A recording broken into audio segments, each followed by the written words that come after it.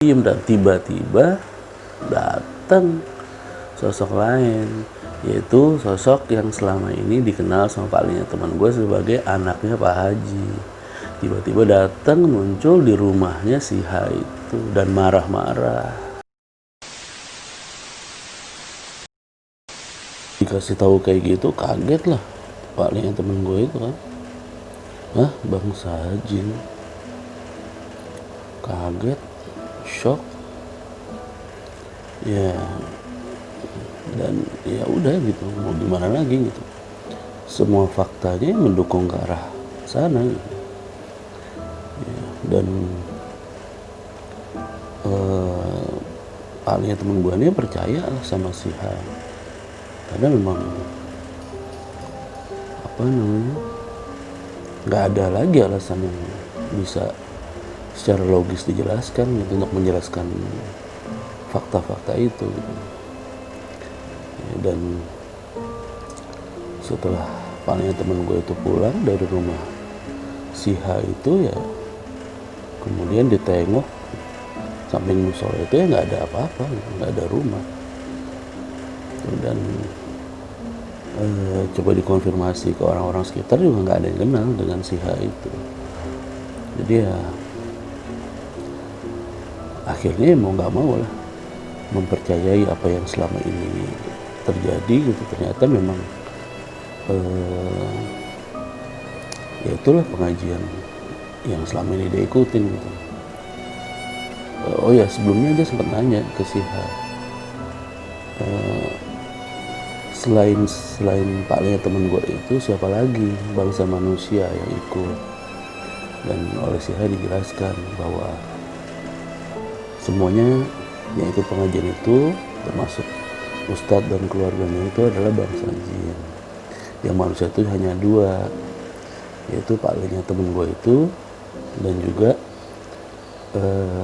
temennya yang dulu anak buah waktu di proyek itu, yang ngajak, atau bukan yang ngajak, yang kemudian membawa palingnya temen gue itu ikut pengajian itu juga itu manusia.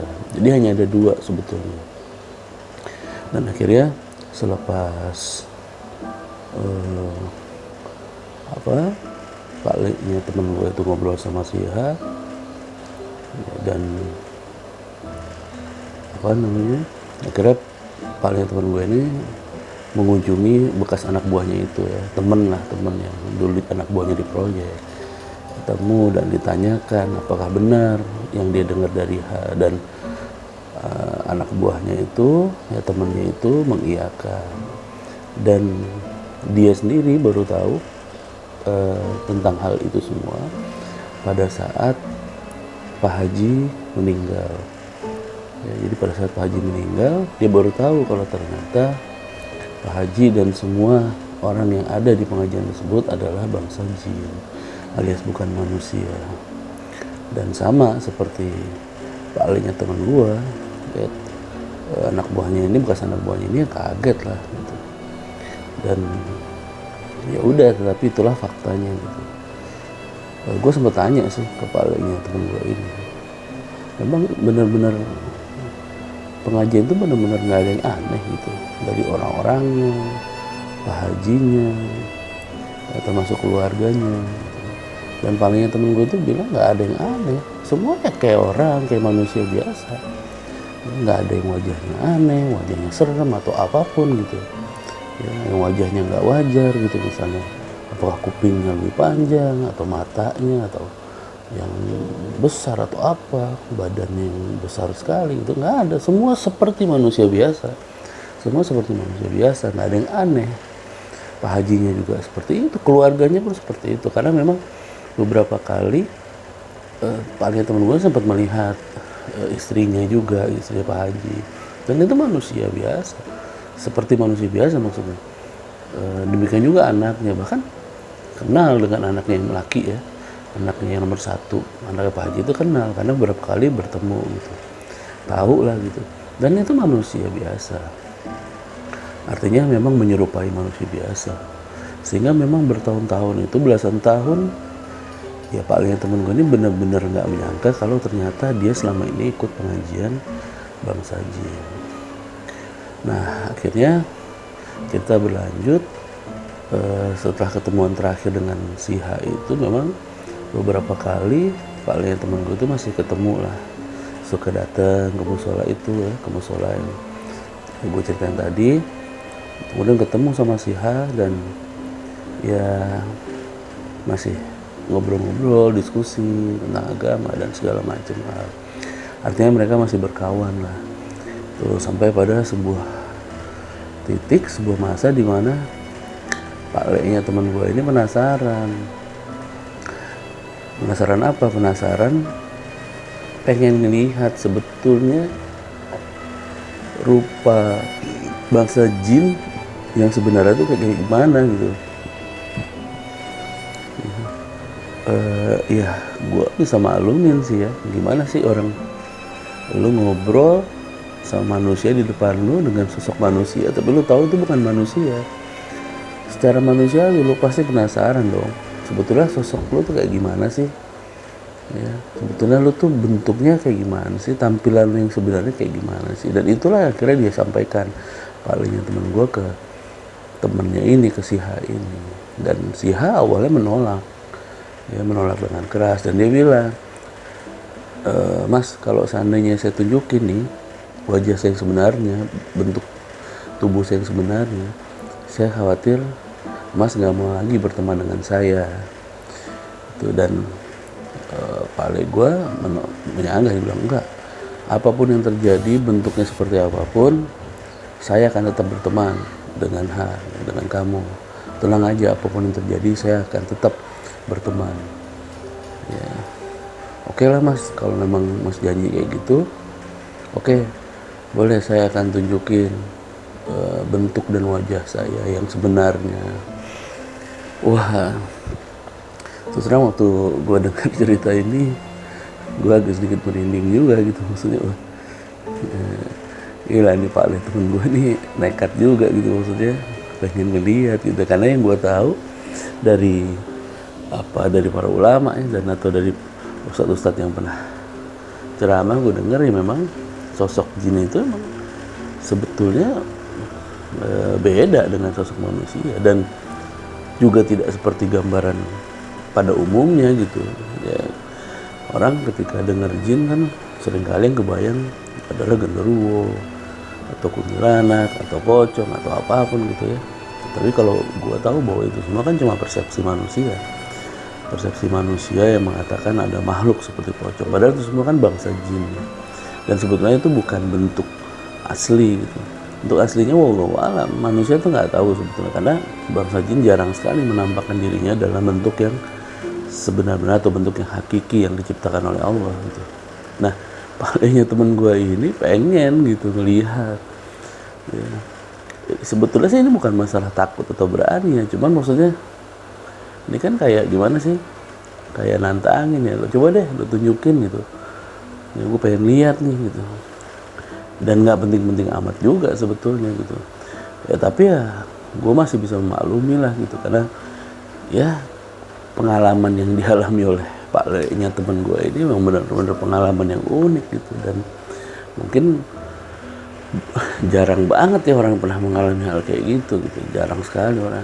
Makanya gue berusaha untuk memahami keinginan itu ya. Dan si H akhirnya bilang ya udah, kalau memang Mas mau janji, sampean mau janji akan tetap berteman, ya saya akan tunjukin ya wajah saya ya. Dan ya udah, tiba-tiba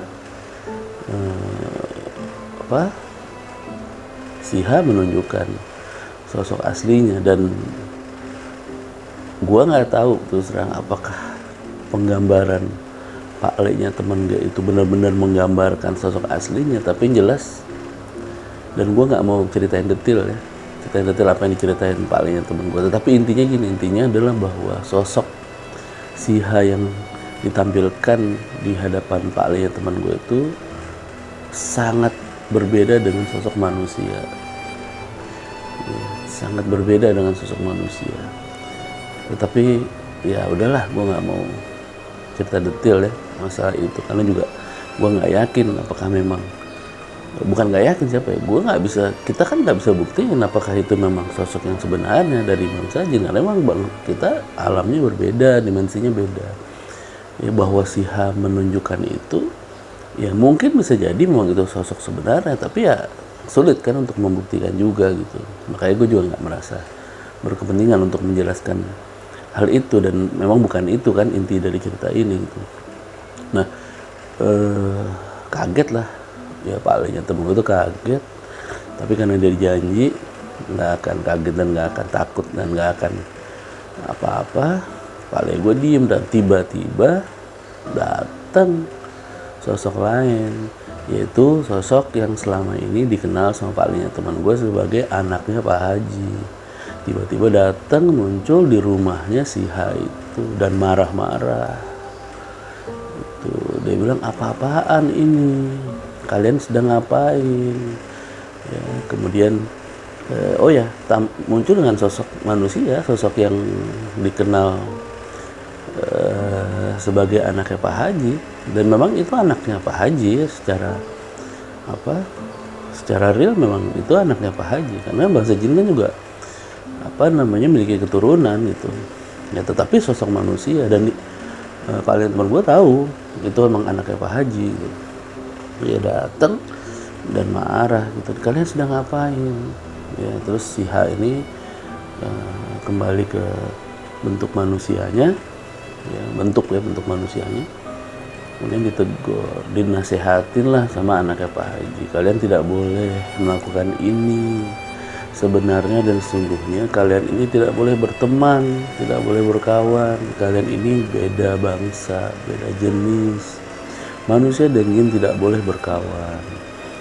Ya, dan disampaikanlah mulai saat ini kalian tidak boleh lagi bertemu, kalian tidak boleh lagi berteman. Ya, alam kalian beda, dimensi kalian berbeda. Ya, dan mungkin akan mudorotnya jauh lebih banyak ya, mudorotnya jauh lebih banyak ya. Dan palingnya teman gue dengerin nasihat itu dan sambil dicerna baik-baik, dipikirkan baik-baik, dan ya akhirnya setuju sih dengan pendapatnya si anaknya Pak Haji itu gitu, bahwa memang mungkin juga nggak ada manfaat, nggak ada gunanya gitu berkawan dengan bangsa jin gitu, kecuali hanya memunculkan sifat sombong gitu, sifat apa ya. Tapi nanti lah gue ceritakan ada beberapa detail-detail lain ya, ada beberapa hal lain yang membuat akhirnya ya Pak Le-nya teman gue ini setuju lah gitu, dan akhirnya ya udah mereka berjanji nggak akan ketemu lagi. Artinya sampai sini sajalah pertemanan Pak Le-nya teman gue dengan si H yang adalah bangsa jin. Ya, kemudian pergilah anaknya Pak Haji, dan ya udah akhirnya pamit Pak Le temen gue dan pulang gitu. Dan setelah itu ya udah nggak pernah lagi datang ke tempatnya si H itu, ke musola itu. Bahkan kalau nggak salah udah nggak pernah datang lagi itu semenjak kejadian itu ya. Dan dari situ kisah tentang pengajian dan pertemanan dengan bangsa jin itu ya sudah hilang. Artinya setelah itu udah nggak pernah. Gue sempat tanya sih sama Pak Le teman gue, emang Pak Le bisa nggak sih sebetulnya ngelihat jin itu? Dia bilang nggak bisa. Dia ngeliat pocong, tuyul, nggak pernah bisa ngeliat hal yang gaib. Cuma itu aja gitu. Dan itu bentuknya manusia. Ya, makanya ada sebuah cerita yang lucu ya, unik ya, tapi juga mungkin jadinya aneh gitu. Jadi pada masa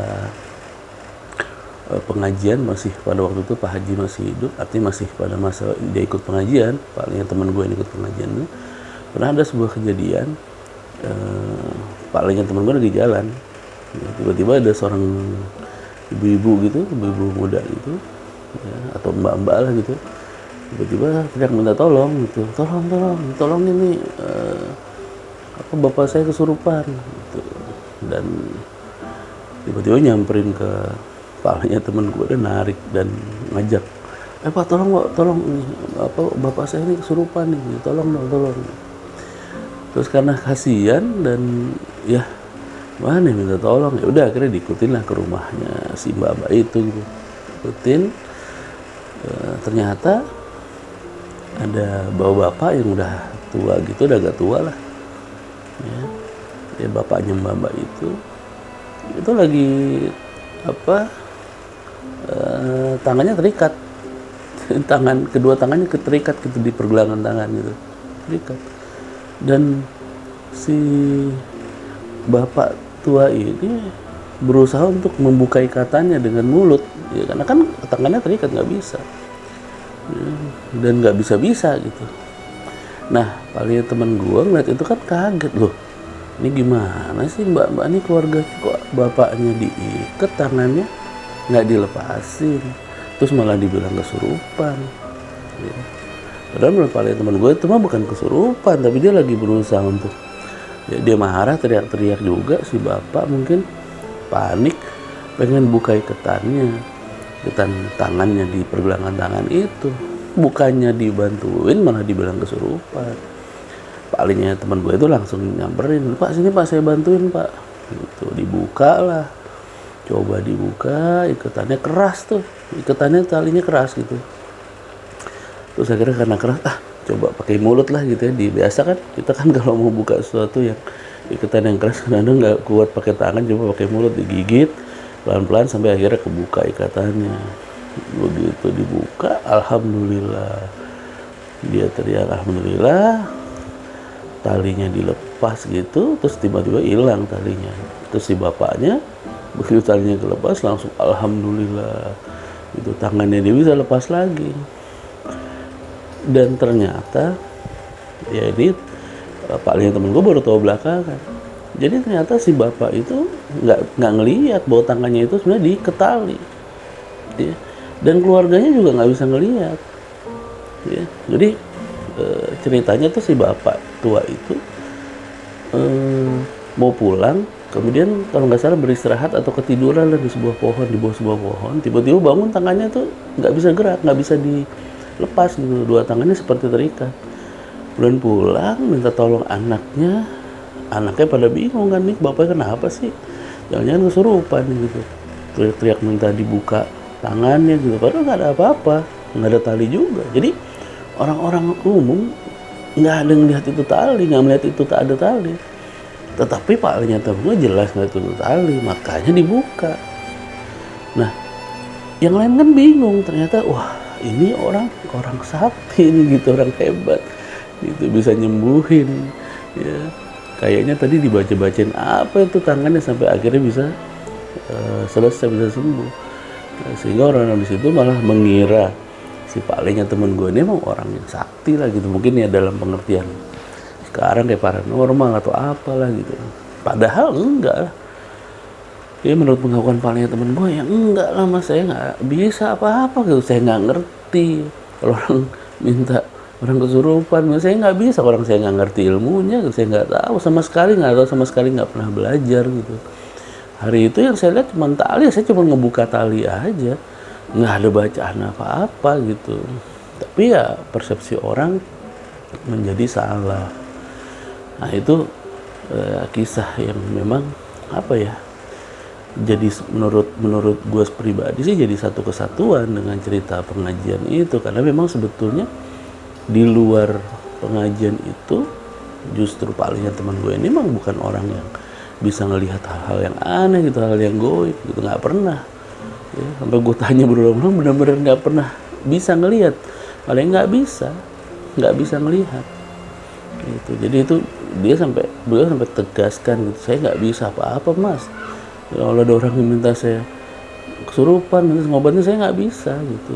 Dan itulah justru makanya kenapa salah satu alasan Pak Ale gue tuh nggak mau cerita hal kayak gini ya, maksudnya nggak mau cerita ke orang-orang yang nggak dia kenal gitu ya, karena dia tuh khawatir gitu ya.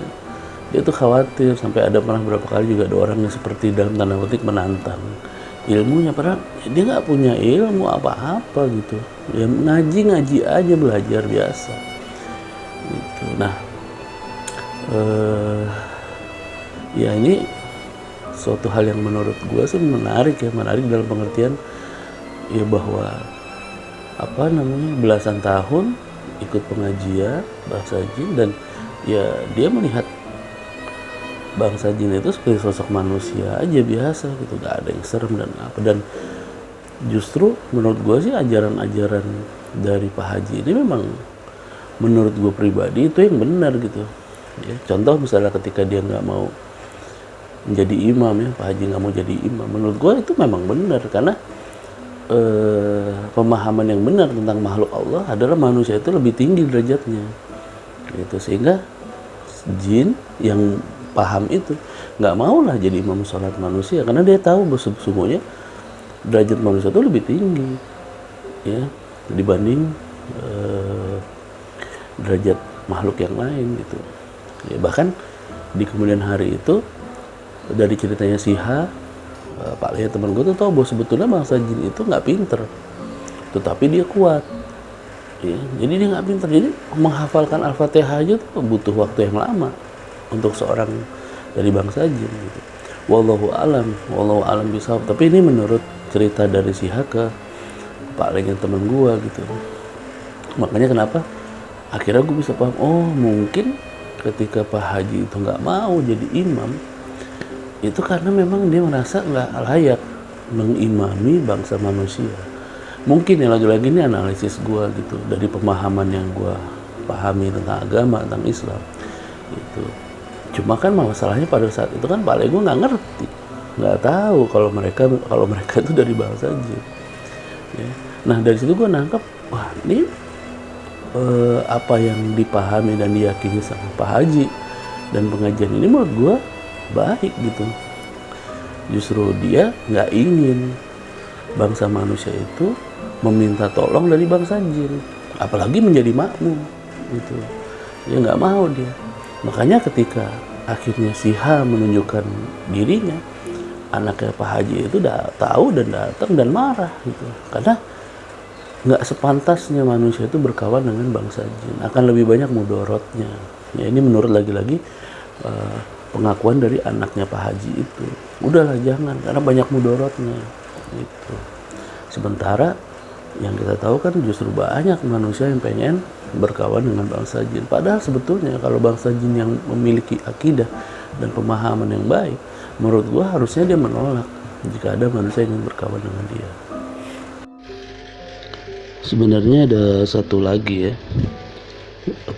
cerita dari Pak Le-nya temen gua ini yang membuat gue berpikir bahwa pengajian Pak Haji ini ya, pengajian yang diikutin sama Pak Le-nya temen gue ini sebetulnya pengajian bangsa jin yang yang islami lah gitu ya. Karena apa yang diajarkannya kayaknya nggak ada yang aneh gitu, baik-baik aja semua gitu. Bahkan cenderung menjauhkan diri dari hal yang syirik gitu. Jadi ada sebuah cerita yang diceritakan Pak Le teman gue ini ke gue, yaitu jadi gini, Pak Le-nya teman gue ini kan waktu sempat tinggal di Madura ya, beberapa tahun gitu. Jadi saat remaja itu pernah ikut pengajian yang kemudian sama guru silat lah gitu, bela diri silat, yang pada suatu hari sama guru silatnya ini dia dikasih amalan gitu. Jadi dia harus kalau dia mau sakti lah gitu ya, dalam tanda petik, harus mengamalkan bacaan Al-Fatihah selama berapa ribu kali gitu ya, 1000 atau 10.000 kali, gue juga lupa, dalam satu malam, setiap malam Jumat Kliwon, selama beberapa kali malam Jumat Kliwon gitu. Jadi malam Jumat Kliwon, selama beberapa kali malam Jumat Kliwon itu dia harus mengamalkan itu kalau mau dapat ilmu yang sakti gitu. Ya, jadi paling kan setiap 35 hari sekali ya, karena kan kalau tanggalan Jawa tuh datangnya malam Jumat Kliwon itu ya, itu setiap 35 hari sekali gitu. Ya kalau orang Jawa bilang apa, 1 selapan ya kalau nggak salah. Nah Pak Le yang teman gue itu mengamalkan itulah, dan katanya sih memang akhirnya jadi kayak sakti gitu. Jadi kalau orang tuh ditepok aja tuh di bahunya langsung lemes lah gitu. Dan pernah juga gitu ditodong di daerah Monas kalau nggak salah, terus ya dia baca Al-Fatihah, orang yang nodong langsung lemes gitu, langsung minta ampun tuh. Dan palingnya teman gue awalnya merasa bahwa ya ini hal yang bagus lah. Kenapa? Karena dia baca Al-Fatihah gitu. Jadi dia baca Al-Fatihah, artinya ilmunya ilmu putih lah ya, dalam tanda petik gitu, seperti yang orang-orang umum pahami itu, ilmu putih ya. Nah, ketika Pak Lin teman gue ini cerita ke Pak Haji itu, jadi ini sedikit flashback, artinya mengulang ketika masa Pak Haji belum meninggal. Dan Pak Lin teman gue nggak tahu kan kalau Pak Haji ini ternyata jin. Jadi dia cerita lah gitu, dan sama Pak Haji ini dibilangin, udah kamu lepas aja ilmu itu nggak bagus ya, sesungguhnya nggak ada ilmu putih ilmu hitam, yang kalau kayak gitu-gitu pasti jin gitu. Nggak percayalah gitu Pak Lenya teman gue ini kan, ya enggak dong Pak Haji, ini kan saya dapatnya juga susah payah gitu, baca Al-Fatihah sampai 1000 kali bahkan lebih mungkin ya, dalam semalam, malam Jumat. Artinya malam Jumat itu kan memang malam yang dianggap sebagai hari Jumat ya, harinya apa ya, apa istilahnya, tuannya hari lah gitu. Ya pokoknya kayak dalam satu pekan itu hari Jumat itu kan bisa dibilang harinya yang paling utama lah gitu ya. Itu nah, dia nggak percaya lah sama Pak Haji itu.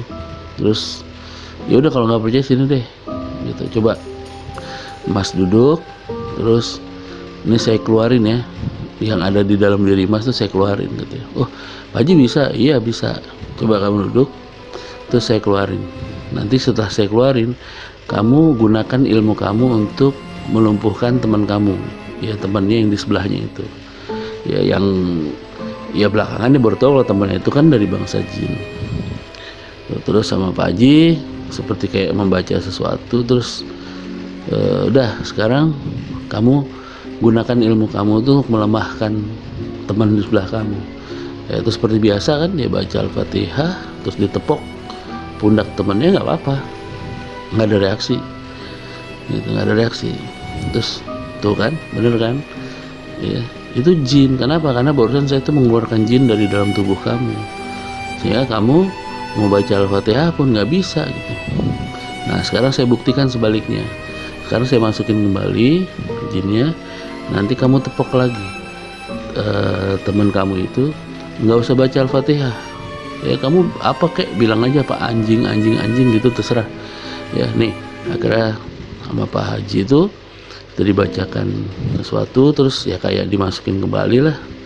Terus benar sama teman gua, nggak usah baca Al-Fatihah, coba aja ngomong anjing 3 kali itu.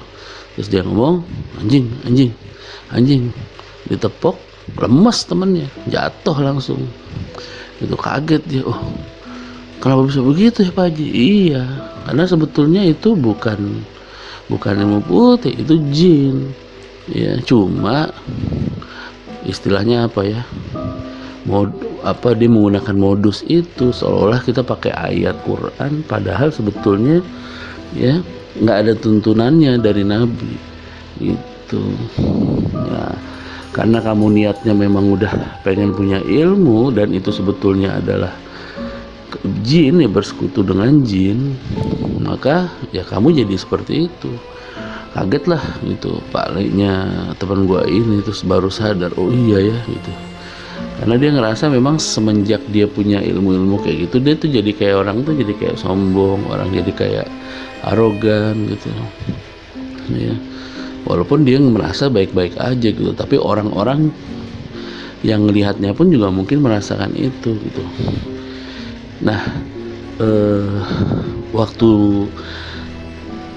peristiwa itu terjadi sih ya Pak Lenya teman gua nggak berpikir macam-macam gitu. Baru setelah ke belakang setelah tahu bahwa ternyata Pak Haji itu adalah bangsa jin, dia mulai berpikir, loh kok aneh ya, maksudnya kenapa bangsa jin tapi ngasih tahu dia tentang hal kayak gitu. Nah ini kan suatu hal yang menarik ya. Kalau menurut gue sih menarik gitu. Kalau memang dia itu jin yang iseng, yang usil gitu, jin yang katakanlah jahil, nggak mungkin lah dia meminta paling temen gue untuk mengeluarkan ilmu-ilmu kayak gitu dalam dirinya. Kan pasti justru dia mendukung atau malah mungkin ikut memperkuat itu.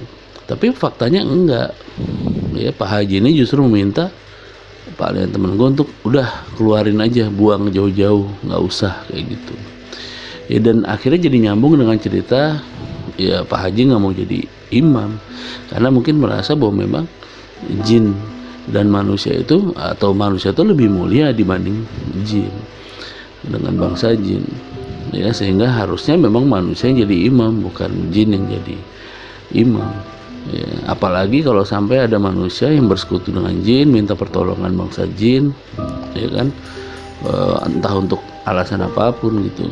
Nah mungkin kalau gue sih mengambil kesimpulannya seperti itu gitu dari cerita-cerita dari Pak Lenya temen gue. Dan ya Pak Lenya temen gue pun juga memahaminya seperti itu pada akhirnya gitu.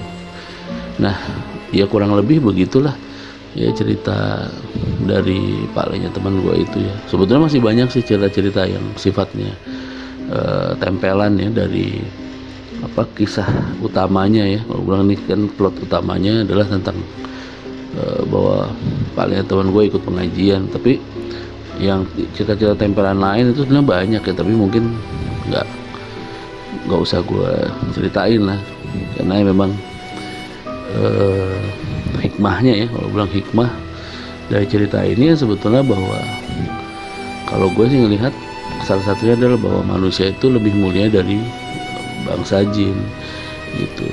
Jadi nggak perlulah manusia itu bersekutu dengan jin ya, atau dengan kata musyrik kan, persekutukan Allah ya, menyembah ya, apalagi melakukan hal-hal yang sampai mengorbankan sesuatu gitu demi untuk mendapatkan bantuan dari jin atau apapun gitu. Karena memang tipu daya jin itu luar biasa ya. Dan cerita-cerita dari Pak teman gue itu benar-benar menggambarkan bahwa ya memang harusnya manusia nggak usah bersekutu dengan jin, bertemanannya nggak usah, berkawanannya nggak usah itu ya. Itu salah satu